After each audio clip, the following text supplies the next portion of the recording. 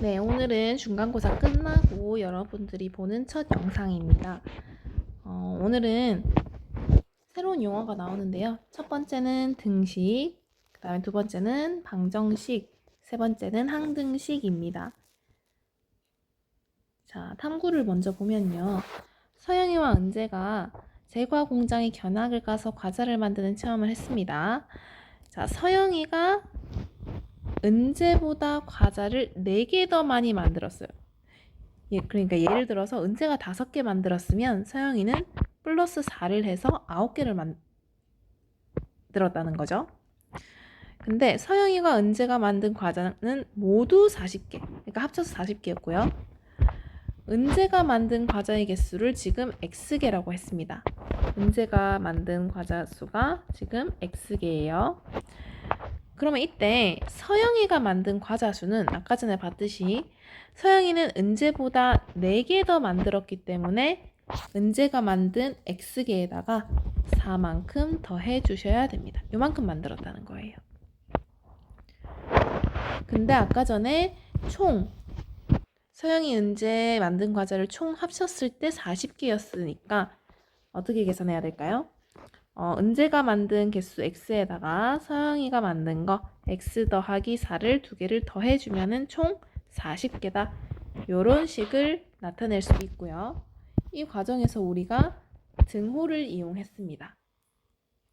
자, 이렇게 밑에 보시면 식 2 더하기 5는 7, 2x 더하기 5는 마이너스 1과 같이 등호를 사용하여 수나 식이 서로 같음을 나타낸 식을 우리는 등식이라고 얘기를 하겠습니다. 즉 등호를 이용한 식을 줄여서 등식이라고 하는 거예요. 자, 근데 이 과정에서 등식에서 등호의 왼쪽 부분, 즉 여기서 예를 보면은 요 등호를 기준으로 왼쪽에 있는 2x 더하기 5, 그 다음에 요 등호를 기준으로 왼쪽에는 2 더하기 5, 이런 부분을 좌변이라고 하고요. 그 다음에 등호를 기준으로 오른쪽에 있는 7, 마이너스 1, 이런 부분을 우리는 우변이라 하고요. 좌변, 우변 통틀어서 우리는 뭐라 그래요? 양변이라고 얘기를 할 겁니다. 자, 그래서 쉽게 말해서 등식이라고 하는 것은 등호가 있는 식이면 우리가 등식이라고 할 수 있을 거고요. 자, 이제는 뭘 할 거냐면 이렇게 등식이 있을 때 이 등식을 참이 되게 하는, 이 등호가 성립하는 x의 값을 찾아줄 겁니다. 그래서 지금 이 표에서는 어떤 걸 나타내냐면 x 대신에 1, 2, 3, 4를 대입을 해서 진짜 등호가 성립하는, 즉 등식이 참인 x의 값을 찾아줄 겁니다. 한번 해볼게요. 자, x 대신에 2를 대입하면요. x 대신에 2를 대입하면 좌변은 2 곱하기 1을 해서 2가 나오고 우변도 1을 이렇게 넣으면은 1 더하기 3이죠. 그래서 4가 나옵니다. 그래서 아까 좌변은 2가 나왔고 우변은 4가 나왔는데 이것은 등호가 성립하지 않죠. 따라서 거짓으로 쓴 겁니다. 이 등호가 성립하지 않기 때문에 거짓이라고 쓴 거예요. 자, 마찬가지로 2일 때도 한번 보시면요. x 대신에 이제 2를 대입을 해볼게요. 그러면 x 대신에 2를 대입하면 2 곱하기 2 해서 4. 우변에도 2를 대입하면 2 더하기 3은 5. 자, 등호 성립할까요? 등호가 성립 안 합니다. 그죠? 4랑 5랑 다른 숫자예요. 그래서 아직까지 우리가 등호가 성립하는 걸 못 찾았습니다. 얘도 마찬가지 거짓이고요. 자, 이번에는 3을 대입해 볼게요. 자, 3을 대입하면 좌변은 2 곱하기 3에서 6, 우변은 3 더하기 3에서 6. 등호가 성립해. 요 등식이 성립한다는 거야. 그래서 참이라고 적어줬습니다. 자, 마지막 x가 4일 때 한번 대입을 해보면요. 좌변은 2 곱하기 4에서 8, 우변은 4 더하기 3에서 7. 등식이 성립하지 않죠. 따라서 거짓입니다. 여기서 우리가 눈여겨서 봐야 되는 부분은요. 바로 참이 되는, 등식이 성립하는 x의 값입니다.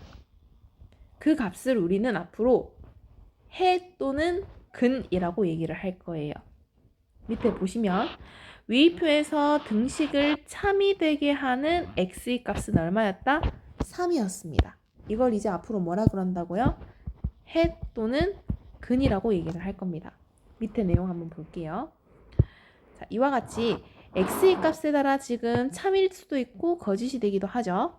이렇게 x의 값에 따라 참이 되기도 하고 거짓이 되기도 하는 등식을 우리는 방정식이라고 얘기를 할 거고요. 이때 문자 x를 미지수, 근데 방정식을 참이 되게 하는 미지수 x의 값, 아까 전으로 치면 3이 되겠죠? 요 3을 뭐라고 한다고 했죠? 해 또는 근이라고 얘기를 할 겁니다.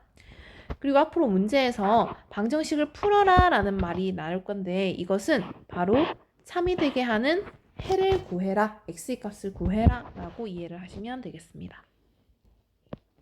그래서 다음 시간에, 수업 시간에 여러분들이 직접 해가 마이너스 3인 것을 대입해서 등식이 성립하는지 살펴보는 시간을 갖도록 하겠습니다.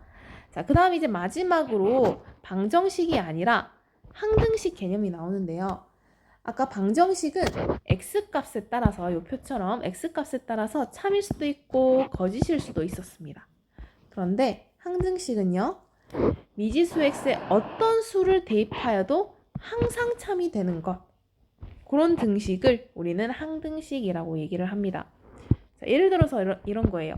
x 더하기 2x는 3x. 자, 좌변 계산하면요, 3x 이렇게 나옵니다.